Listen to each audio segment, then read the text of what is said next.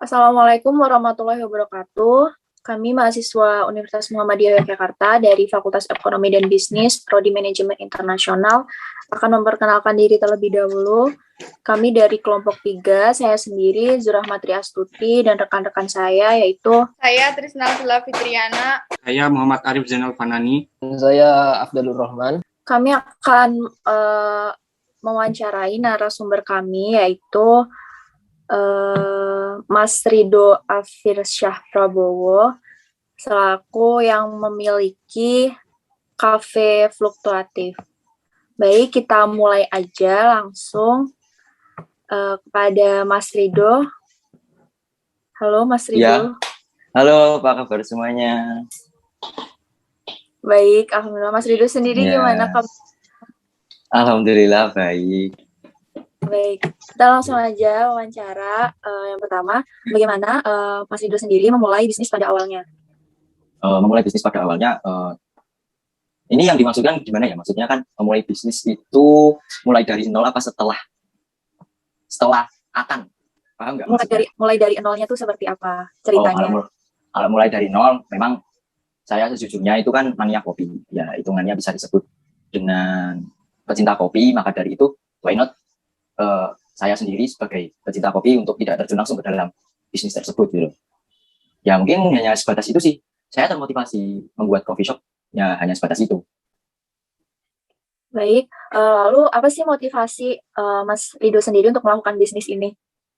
Motivasi saya sendiri begini, jangan hanya apa ya sebuah hobi. Kalau kita kerjakan dengan ya saya bingung menjelaskannya sebenarnya. Tapi begini, kopi itu adalah hobi saya. Kalau saya itu bekerja dengan hobi saya sendiri, mungkin itu akan terlihat menyenangkan dan secara otomatis kan bekerja itu menghasilkan pendapatan, menghasilkan uang lah istilahnya seperti itu. Secara tidak langsung kan kita memperkerjakan itu secara senang, tidak ada keluh kesahnya, ya walaupun kadang agak nangis sedikit kalau misalnya tidak ada pendapatan itu kan agak sedih ya, tapi nggak apa-apa. Secara tidak langsung kan itu juga hobi kita, jadi it's okay. Ya mungkin itu sih. Oke, baik, jadi menjadikan hobi sebagai sumber pendapatan juga gitu ya? Ya, betul. Nah, terus lanjut, apa sih kesulitan atau kesulitan seperti apa yang Mas Rido hadapi di awal perjalanan bisnis kafe ini? Kalau kesulitan itu sebenarnya relatif ya. Setiap coffee shop mesti punya kesulitan sendiri-sendiri. Seperti saya itu kesulitan pada lokasi. Karena lokasi saya itu sulit dijangkau, jadi kesulitan saya itu cuma di marketing. Marketingnya itu agak sulit karena lokasi saya terlalu jauh dari perkotaan. Jadi untuk menarik orang-orang yang di kota itu agak susah untuk datang ke tempat saya. Ya mungkin hanya sebatas itu. Kalau yang lain sebagainya sudah terkondisikan. Oke, baik. Lanjut ke pertanyaan selanjutnya, mungkin akan disampaikan oleh rekan saya. Untuk pertanyaan selanjutnya dalam aspek pemasarannya, bagaimana sih strategi pemasaran dan seperti apa yang Anda terapkan di perusahaan Anda?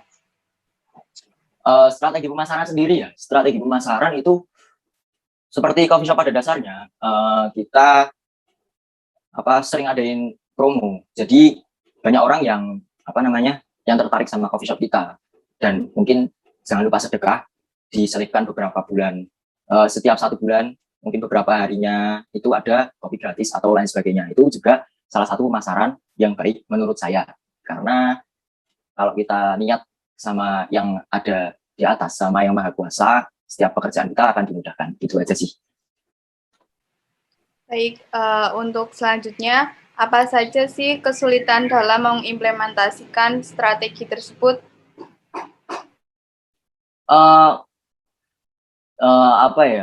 Kalau mengimplementasikan strategi tersebut sebenarnya kita nggak ada kesulitan karena niatnya kita kembali ke awal tadi, kita bekerja enjoy, aman, ya semuanya pokoknya bawa senang aja sih. Jadi untuk implementasikannya itu nggak begitu susah, dan jangan lupa ya tadi itu sedekah itu, jadi ya semuanya aman-aman aja. Baik, untuk pertanyaan selanjutnya bisa diteruskan ke teman saya. Lalu untuk aspek operasi, bagaimana proses produksi tersebut? Gimana? Putus-putus. Bagaimana proses produksinya? Produksi maksudnya gimana ya? Produksi apa gitu? Produksi dari ini bahan kopi. Kalau produksi sendiri ya seperti coffee shop pada dasarnya, kita tetap ambil kopi dari luar, tapi untuk mengepres HPP itu ada kemungkinan kita nanti bakalan ambil kopi dari petaninya langsung, lalu kita kita panen sendiri, kita ambil dari petaninya langsung, lalu kita roasting sendiri dan lain sebagainya, langsung dijual aja gitu. Jadi itu menurut saya lebih kayak ke ngepres HPP sih daripada beli ke pengepul dan lain sebagainya gitu. Lalu yang terakhir, bagaimana cara agar semua proses produksi menjadi efisien dan efektif? Kalau proses produksi menjadi efisien, ini kita sekarang berbicara bukan setelah saya ambil kopinya ya, pembuatan. Sekarang berbicara di pembuatannya. Kalau supaya lebih efisien itu kita harus mengerti workflow. Maksudnya di dalam sebuah bar, ini alat ini ada di sini, alat ini ada di sini, alat ini ada di sini.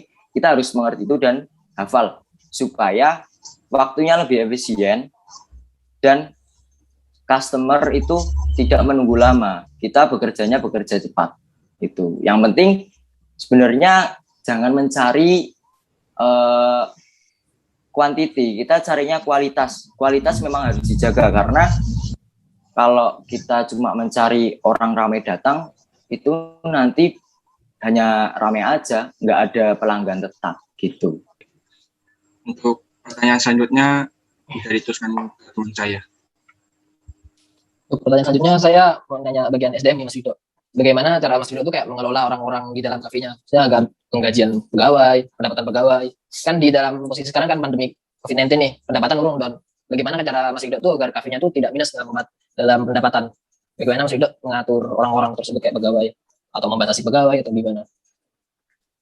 Kalau itu saya mengatasi pegawai ya sebenarnya sebagai manusia yang baik, kita harus memanusiakan manusia, istilahnya seperti itu.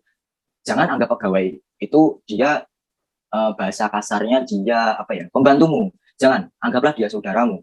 Jadi kalau mengatasi seperti tadi yang dikatakan Mas Abdul tadi ya, di COVID-19 ini yang hancur dunia melebur seperti ini, itu jadi mereka bisa memahami kita sebagai pemilik bisnis. Mereka bakal tahu, oh jadi masuknya tuh segini. Secara otomatis tanpa kita berbicara ke mereka itu sudah bilang, aku kalau misalnya di gaji segini nggak apa-apa kok, soalnya juga pendapatan kan segini. Yang penting itu kita bisa memanusiakan manusia.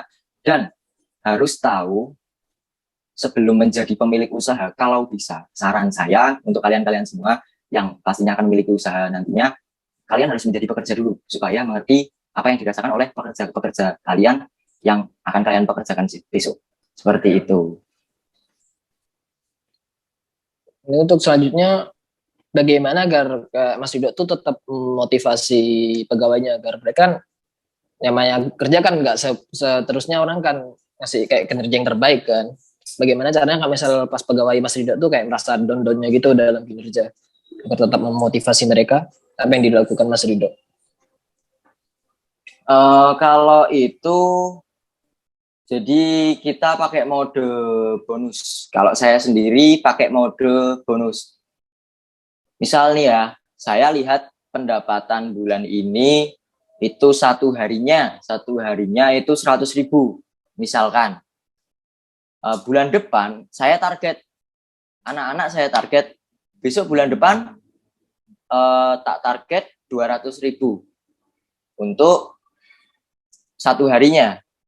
Dan setiap kelipatan 50.000 per shift, per yang jaga per harinya, itu saya kasih bonus 10.000 per orangnya.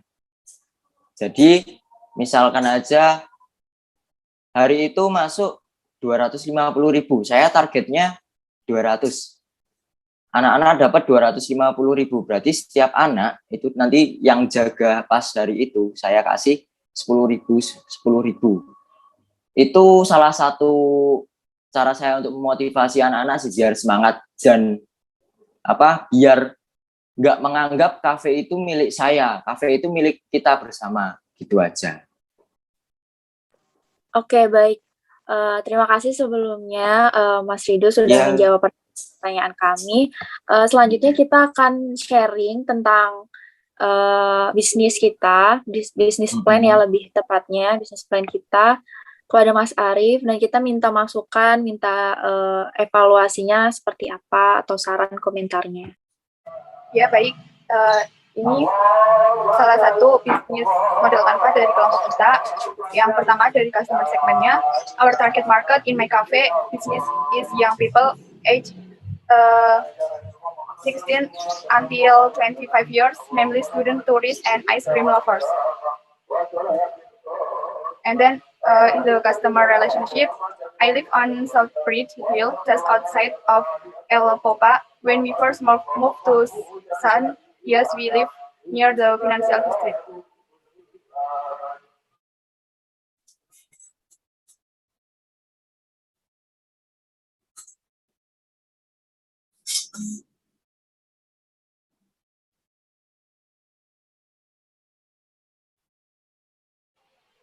And then number third, channel, we will to promote my business in Instagram, Facebook, GrabFood, and Shopee. And then value proposition, K activity, K research, K partner. In the K partner premium meal supplier, we work with the best cow breeders to get premium quality meal using sophisticated and hygienic technology.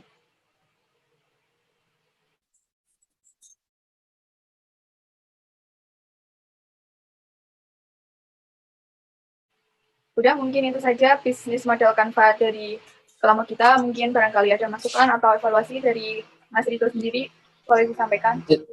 Jadi gini Mas Rito, simpelnya kafe kita tuh, kita kan punya konsep kafe kita tuh kayak ke milenial sekarang lah, untuk menarik dan ke anak muda sekarang. Jadi konsep kafenya tuh kita tuh gak cuma sekedar kopi dan makanan. Jadi di sini juga kita nyediain kayak es krim. Jadi dari es krim banyak rasa, dan untuk bahan bakunya kita langsung ambil dari petani. Nah, pemasarannya kita tuh untuk anak muda sama wisatawan lokal dan wisatawan asing. Dan untuk pemasarannya kita tuh menggunakan kayak beberapa platform tersebut untuk menaikkan penjualan kita. Dan mungkin dari sana untuk mungkin Mas Rido ingin memberikan saran kafe kita untuk masalah penjualan atau manajemen SDM yang lain. Kalau dari saya sendiri itu sebenarnya kembali kepada konsep kalian. Semua coffee shop, semua usaha itu pasti memiliki konsep. Dan konsep kalian itu seperti apa, harus kalian matangkan benar-benar. Ya pokoknya kalian harus bisa berpikir benar-benar apakah konsep kalian ini nanti bakal mendunia, mungkin bisa. Kalau misalkan kalian sudah berpikir sampai situ, berpikir jangka panjangnya nanti, silakan lakukan. Jangan takut melakukan apapun yang sudah kalian yakini. Semuanya mending diterabas dulu.